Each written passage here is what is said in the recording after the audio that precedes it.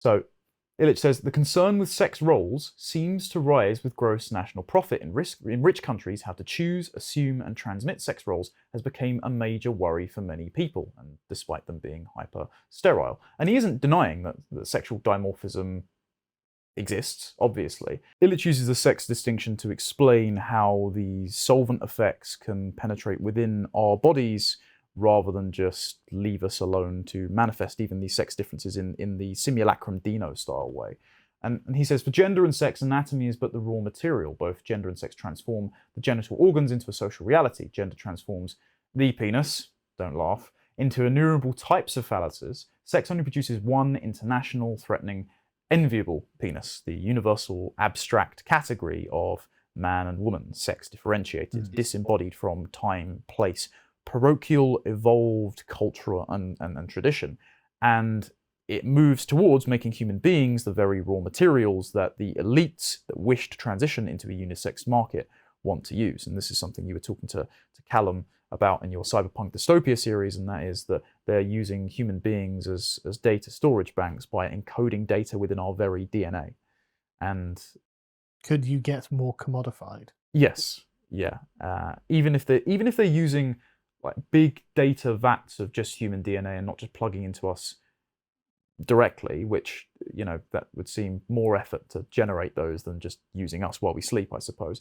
But even then, it's just really creepy. Yeah, it's weird. Yeah, please don't do that.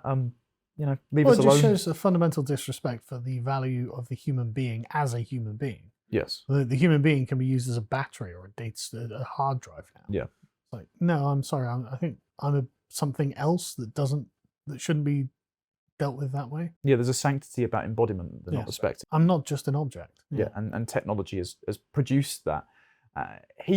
Illich goes on this universal abstraction line because he understands that by going from the subsistence economy to the market economy posits the prospect of abundance, and with the prospect of abundance comes the prospect of scarcity.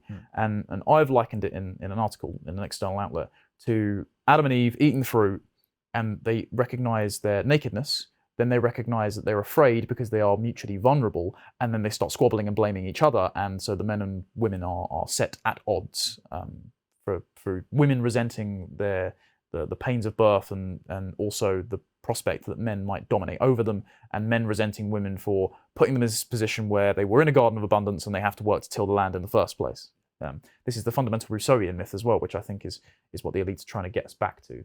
But he says, the distinction between vernacular gender and sex roles is comparable to that between vernacular speech and taught mother tongue, because subsistence and economic existence, taught mother tongue, sex, and a lifestyle-based approach on the consumption of commodities all rest on the assumption of an open universe in which scarcity underlines all correlations between needs and means. Gender implies complementarity within the world that is fundamental and closes the world in on us in quotes. However ambiguous and fragile this closure may be, sex, on the contrary, implies unlimited openness, a universe in which there is always more. So whereas gender is a set of cultural habits that spontaneously react to scarcity, sex posits abundance and thus makes us adversarial competing classes until we're unisexed, all with equal opportunities and presumably equal outcomes. And the example he uses is getting eggs. And so, not the Stefan Molyneux kind, the kind you can eat. When a modern housewife goes to the market, picks up the eggs, drives them home in her car, takes the elevator to the 7th floor, turns on a stove, takes butter from the refrigerator, fries the eggs, she adds value to the commodity with each one of these steps. This is not what her grandmother did. The latter looked for eggs in the chicken coop, cut a piece of lard she had rendered herself, lit some wood her kids had gathered up from the commons, and added salt she had bought. Although this example might sound romantic, it should make the economic difference clear.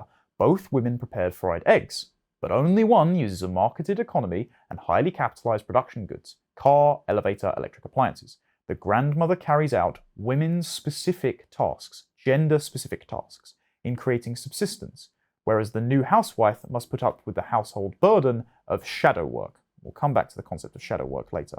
And so prior to consumerism, cultural discovery, which was gender, often called technological change outside industrial society, was always the process of gender-related gentling. It was accommodating the practice of subsistence to be ergonomic for which work each sex needed. And so it was more considerate of them. It understood what they wanted to do rather than the modernity where we are adapted to post-industrial norms. Also, when something is for someone, there comes a position of honor with that. When something is for anyone, then it's dishonorable. It's literally what dishonor is. Yeah. And so there's no pride that can be taken in doing something that everyone can do. And so, like the frying the eggs thing is a great example that I can just go and do all that. I don't know how to render lard. I don't know what that comes from, because I'm a modern man living in modernity, and I get everything I get is consumer based. And so I just go down to the shop, get the eggs and the butter from the thing that's all been pre-made, and then I just fry it in a pan, and then I go and do whatever modern men do. So there's no accomplishment in any of that, right? There's no gender specific accomplishment, no particular space and honor that's given to a woman for being a woman, having done the woman's things. I mean, the last thing that we've got in that regard probably pretty much is birth.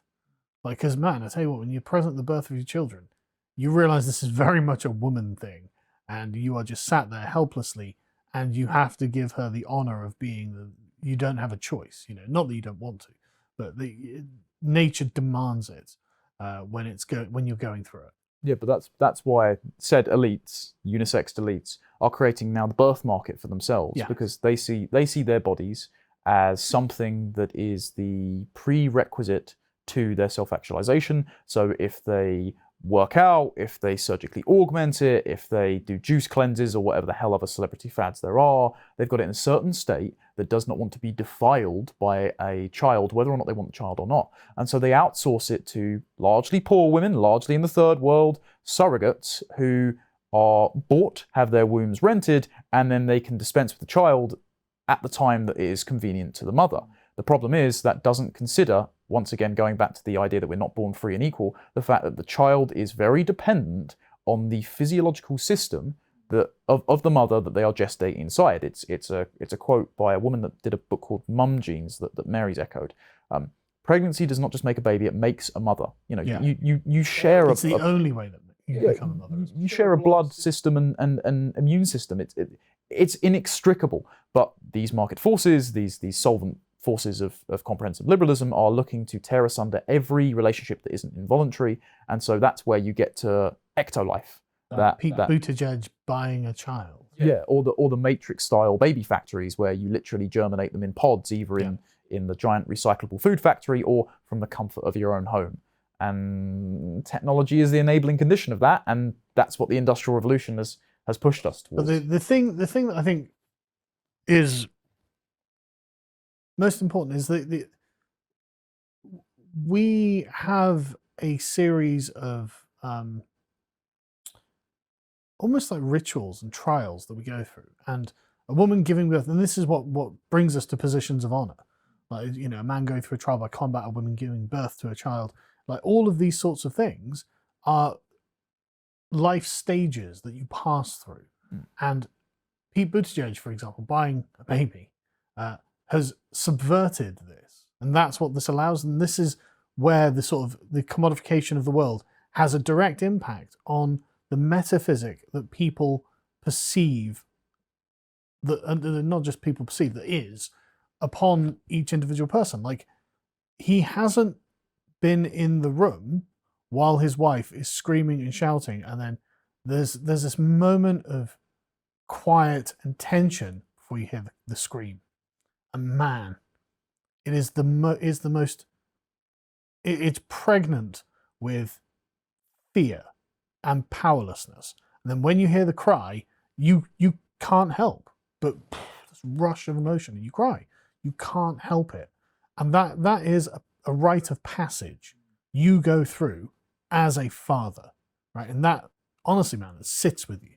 It really sits with you. And Pete Buttigieg has not been through this. And so he is not really a father. It's on a metaphysical level. There is something, a rite of passage he has not gone through. And so he doesn't deserve the honor of being a father, because he hasn't struggled through the process as every actual father has. You skip the sacraments and he's still expecting to get into heaven. But it's also... From a Catholic Well, yeah, just as an analogy. But yeah, that's basically it, and that's the point of the rites of passage.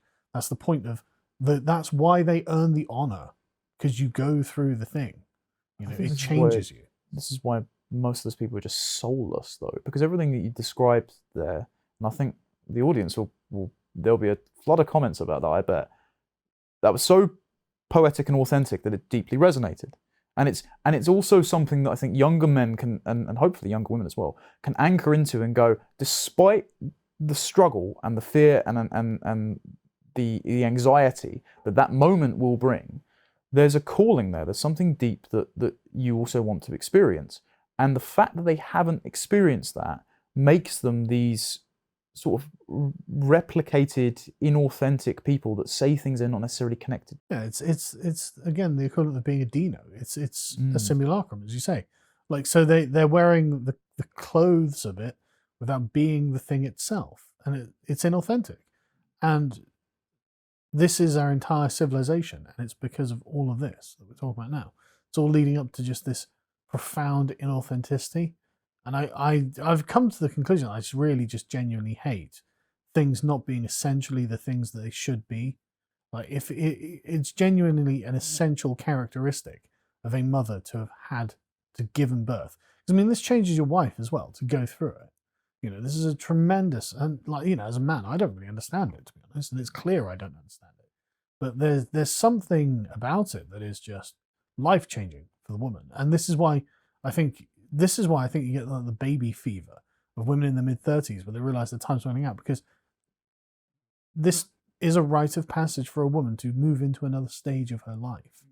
And, you know, if you've been living in a state of sort of arrested development for 20 years and you reach 40, you think, oh my God, time's passing on. I can feel the biological clock ticking. Things haven't gone as they ought to have gone, and I've deliberately changed that. You can see why it would make people kind of crazy.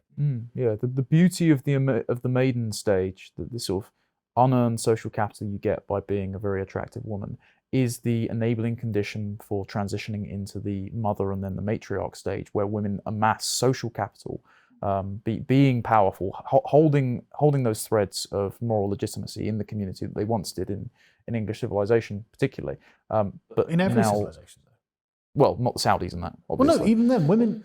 No, even then, there are a set of rules, and the women can pull on those cords to enforce the rules. It's just that we look at the rules from our cultural perspective and say, "Ooh, that seems a bit rough." Well, yeah, I suppose to use a dark example you brought up in your discussion of Claire Chambers, unfortunately, lots of women are the ones conducting female FGM. So that is still, that is still. And if the men fail in their regard, it will be the women who, you know, say, "Why aren't you living up to your side of the bargain?" Basically. And so anyway, yeah, I feel like we're going on a bit of a tangent. No. I think you've got at the heart of why lots of people feel powerless in the current way, because you might look like the masculine man or the dolled up woman as a Dino, but what are you really embodying? And this is why the right is, I think, failing to properly criticize people like Pete Buttigieg. You know, saying, "Oh, you can't buy a child." You know, the meme of him buying a baby. I mean, that is accurate, but it doesn't properly explain the problem. You know, what we're losing by allowing these things to happen, because a liberal will be like, "Well, I'm a materialist. I don't understand any of that, and so I don't understand what's the problem." You know, and so, well, there's a lot to it, and basically Pete Buttigieg won't be the kind of man he needs to be a father, and there is no mother. For again, it's a rite of passage you both go through together, and you won't have been through it, and so you will have lost something. The child will therefore have parents who aren't, like, not fit, but like who won't have accomplished the stage in life they need to be good parents. Like, there are all sorts of things, man. And maybe you can falsify it, and you know, with enough effort and time, but who knows? You know. Yeah. Why would you want to take that risk? Exactly. Why take the risk? Yeah. Speaking of parenthood, he also talks specifically about marriage, and Illich says that they were bonds of mutual subsistence rather than modes of self-actualization, as we see with the scarce number of marriages that actually happen, particularly among the elite only as well now. I think it is both. I think it is. Well, rates are very low among. The purpose of marriage originally, prior to the Industrial Revolution, I don't think, again, they're separable. you need to have mutual subsistence for self-actualization. Right? And so this natural pair bonding becomes a thing, not only for material purposes, but also for moral and spiritual and intellectual purposes, and just feeling yourself as a member of a community in a place that you belong. See, that's the thing, that the current conception of the self-expressive marriage, which is actually a term that's been bandied about, is that your partnership with another person is not your formation of a bond to which you have obligations and it makes you a better person.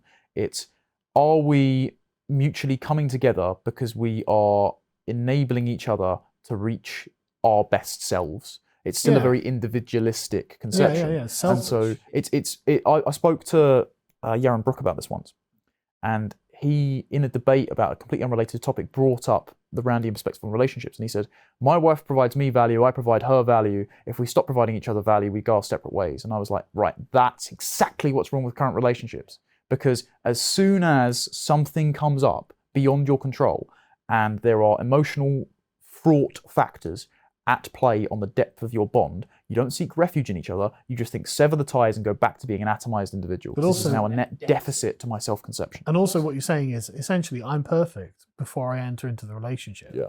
And therefore, if the relationship doesn't suit what I want, then the relationship has to change.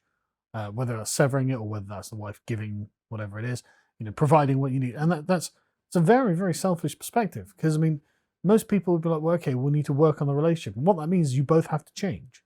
You both have to come to a compromise where I'm going to do something different. She's going to do something different. I'm going to make sure I don't keep leaving my socks on the floor. She's going to make sure she doesn't nag at me or whatever it is, right?